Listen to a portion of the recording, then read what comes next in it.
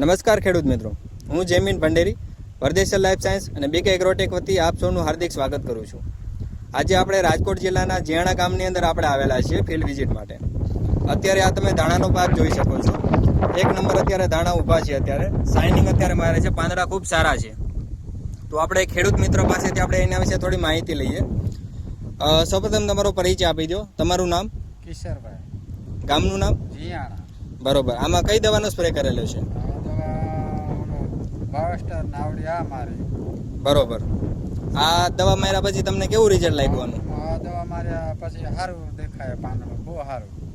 બરોબર. અને આની પહેલા કેવું હતું? એના પહેલા કાંઈ નહીં હતું, કારું મેસ હતું, લીલાવણી નહીં હતું. બરોબર. અત્યારે હવે આ દાણા તમે કદાચ આપણે બજારમાં લઈ જાવ તો કેવો ભાવ આવે આનો? અત્યારે ભાવમાં આવી જાય સારું. બરોબર. પાંદડા ખૂબ સારા દેખાય.